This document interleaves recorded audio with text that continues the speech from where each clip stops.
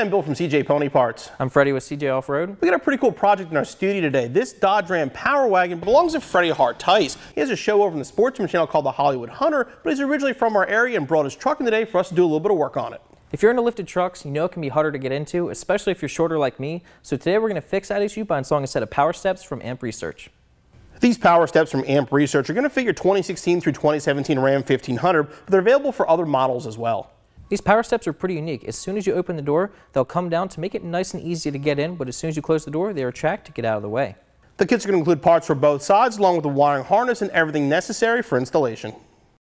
For this installation, we need a 3/8 ratchet, torque wrench, 1/2-inch socket, 5/32 Allen key, 3/16 Allen key, T25 Torx bit, 10mm wrench, 1/2-inch wrench, 9/16 wrench, center punch, right angle drill, 1/8-inch drill bit, 9/32 drill bit, 3/16 drill bit, tape measure, marker, flathead screwdriver, wire strippers, wire crimpers, and safety glasses.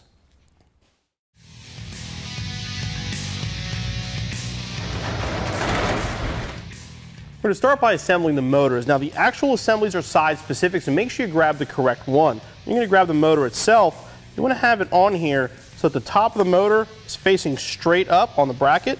You may have to move it just a little bit to get it to go into place. It'll pop down like that and install the supplied hardware.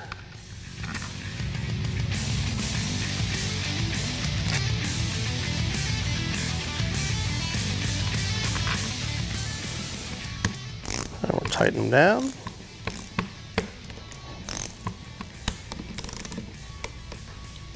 And tighten to 36 inch-pound.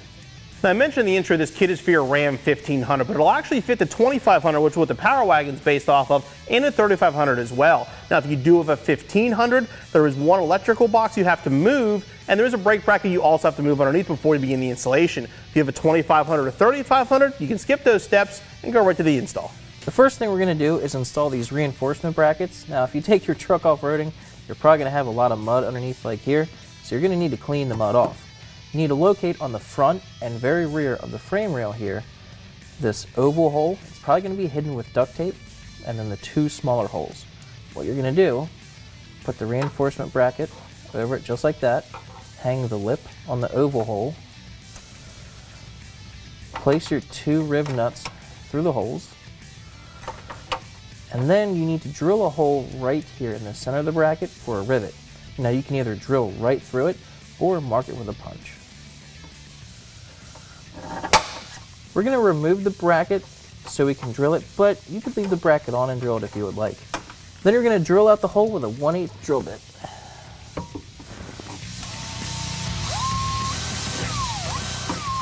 Now you're going to put a piece of string or wire around the bracket, and put it behind the frame rail here, and the wire is just so you don't drop it. Then you can line it up, put both riv nuts in,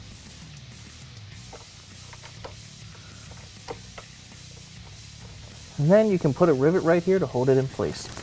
And the kit does provide the rivet that you need.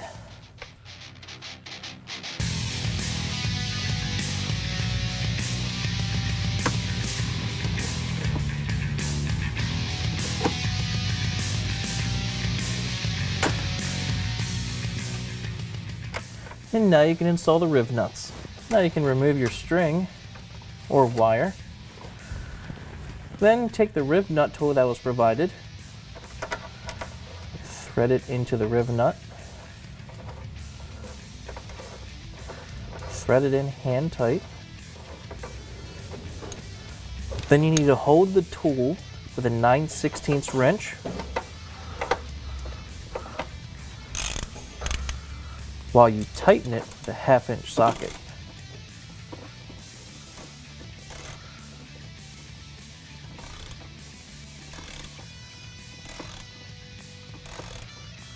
Then once it gets tight, you're all finished. Take the bolt out, and you've just successfully installed a riv nut. Now repeat the same process for the other riv nut. Then you can do this whole process on the other 3 brackets. Once the brackets are installed, you'll notice this tab is sticking out. You need to bend it back so it doesn't interfere with anything. So you can just get a screwdriver in there and you can just bend it back. All right, starting in the back, you want to start with the hole closest to the front of the truck. We're going to put the bolt in, just get it about halfway in because the bracket will actually hang on that bolt. All right, now once you have the bracket hung on the bolt, we're going to take the other bolt, put it in the back, and we're going to snug both of them down. Don't make them too tight, just get them snug enough that it won't move, then we can move on to the front bracket. Now the front bracket, we're going to install both bolts at the same time because the bracket will hang on both of the front bolts. So again, put them in about 3/4 of the way, enough to get the bracket to hang. Now you want to put the bracket up into place. Here in front of the bolts and the washers, pull it down and just let it hang there. With the bracket in place, I'm going to grab these torque screws. We're going to go through these existing holes and into the bracket.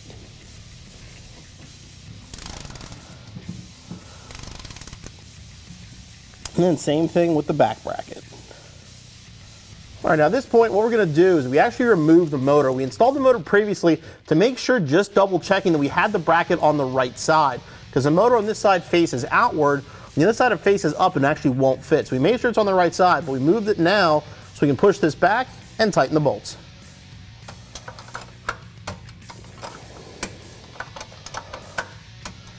Okay, now we can install the motor.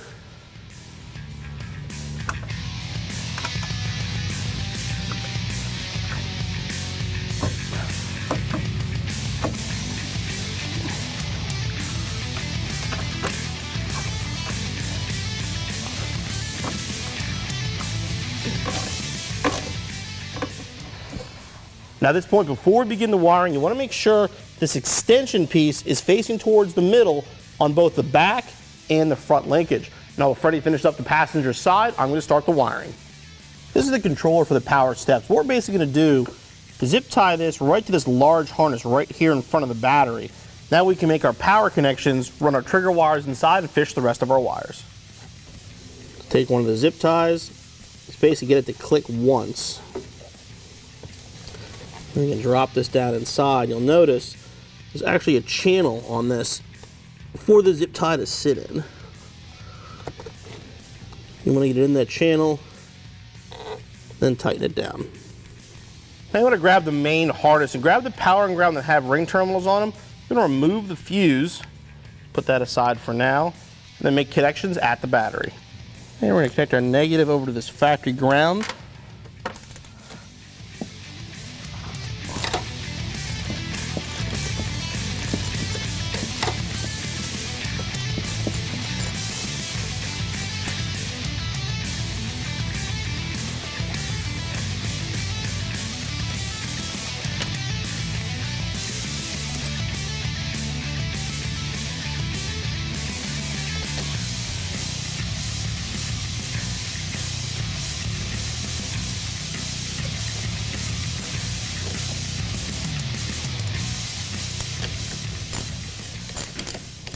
Okay, leave the fuse out for now, and now we can route the trigger wire. These two purple wires are going to be your trigger wires. These have to go into the interior of our truck. To do that, what I'm going to do is this big grommet right here, just going to put a small hole in that and fish it through.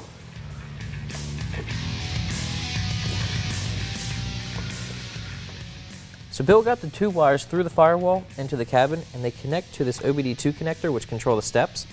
But now we need to connect the wires. There's a purple wire and a purple and black wire. We're going to use the connectors that were provided and show you how to connect them. Unscrew one of the ends, put the wire through it, put it back into the connector, thread it in, nice and tight, and it makes a nice tight connection. And once you get these nice and tight, you're going to connect them to the appropriate wire. Make sure the purple goes to purple, and then the purple black goes to purple black.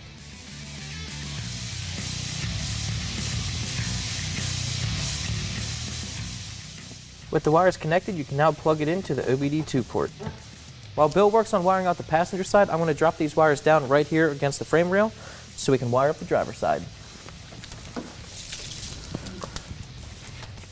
Then we're going to connect this plug to the motor right here, and then these two wires are for the LEDs on the board. Plug in the motor, and now we can wire up the LEDs. So now we're going to mount the LEDs. You need to make 2 measurements. The first measurement needs to be 22 inches from the front of the door. And the second measurement needs to be 64 3/4 inches from the front of the door. Make your marks, and that's where you're going to mount the LEDs. Put a mark right here on the pinch weld. This is where we're going to drill a hole for the wires for the LED, and then the LED light will mount right above it. Then we're going to do the same thing at 64 3/4 inches.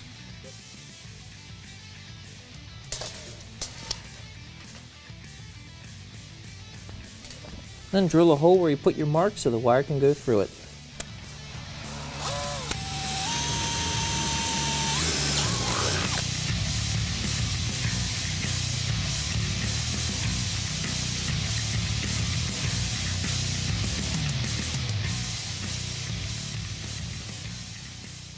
Once you get the grommet in, put the wires through it.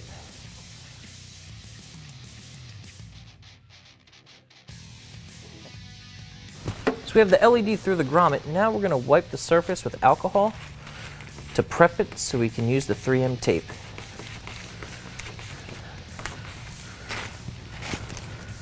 Once it's nice and clean, peel off the backing.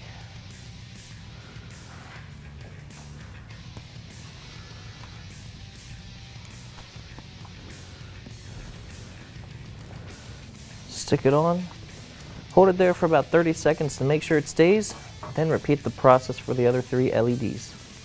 The LED's mounted, now we're going to connect them to the harness.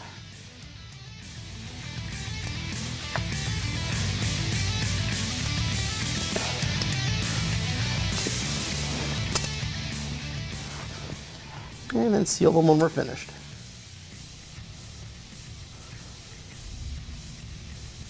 These little metal brackets are going to slide into steps. We're ready to put the steps on. These will go on the openings on the front and rear linkage. And may have to kind of mess with this a little bit to get them in. We're going to install both bolts on the bottom of the step.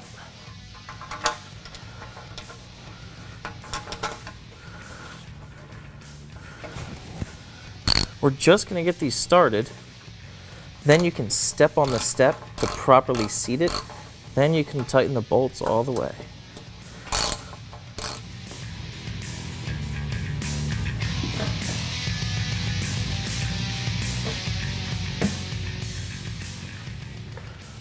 Now tighten them down.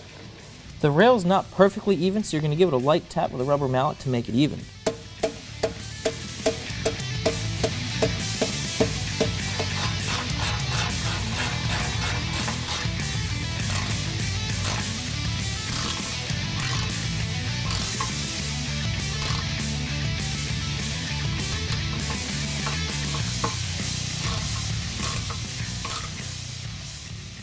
Once you get these brackets in place and you adjust the boards so they don't hit the pinch welds and get everything clearing properly, now you're going to install rivets on the top of the brackets. You need a right angle drill bit to drill holes right here. Then you can install the rivets. Install the provided rivets.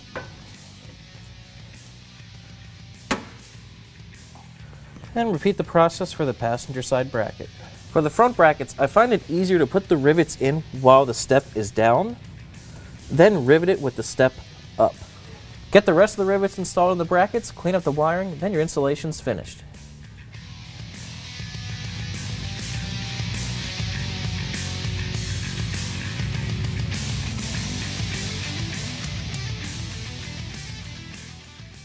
We're here with Freddy, the owner of the truck. He actually has a cool little show on the Sportsman channel called The Hollywood Hunter. Thanks for letting us work on your truck, man. Tell us a little bit about what else is done to this thing. I mean, this is a badass truck. Are you kidding? I'm starstruck here. I grew up in the Harrisburg area, but the Harrisburg Hunter wouldn't have worked. So I had to move to Hollywood to do this, right? But growing up here, I had seen so many of my friends work with CJ Pony Parts and get their cars, you know, just decked out. This is Mustang for years, and now we're doing it all. You know, for years I was like, hey, what do I need to do to get a vehicle in here? And I'd be darned, I'd pick myself a Ram 2500. Right? Yeah, I'd get this thing all souped up, and through the process with Stoner Graphics and the connection with you guys, I said, my gosh, this would be a dream to be able to work with you. And to, first off, I just want to thank you because we appreciate you bringing the truck into us. This is a cool truck to work on. And I'll tell you, when it comes to sophisticated things like adding different steps and doing different things, modifications to the vehicles, it's not always easy. You need to have professionals. So I'm the last person to get underneath that thing. So I want to first off here. Hey, thank no you. problem. Thanks, man. Why don't you check these steps out? Try them out. So just open the door, right? Open the door. They're automatic. They can slide right out. Oh my gosh. This is a dream. They light up. Nice. Are you kidding? Let me show you the beforehand. Me trying to get in this thing. This is a little bit better scenario. I was gonna say a lot Unbelievable. Unbelievable. And then when I close it, they just go up. Couple second delay, and they'll close right up.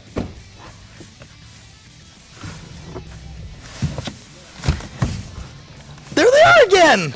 Amazing. Unreal, boys. This was the final touch. Yeah, and then you can see, like I said, as soon as you do that, you lose no ground clearance loss whatsoever when they're up out of the way. It looks like they're not even there. Yeah. Really gives it a nice finish look. It really does, because you talk about these AEV vehicles. They lift them 3 inches. They do all these things. And they forget you got to get in them. That's it. They forget you have to get in them, number one. And then number two, you get running boards and all these things that really lower the clearance. And it makes it very difficult to be able to do what you wanted to do in the first place, get it muddy. Exactly. Well, man, thanks again. We really appreciate it. It's an awesome truck. I'm looking forward to seeing it on TV. I am blessed. Thank you guys so much. Awesome.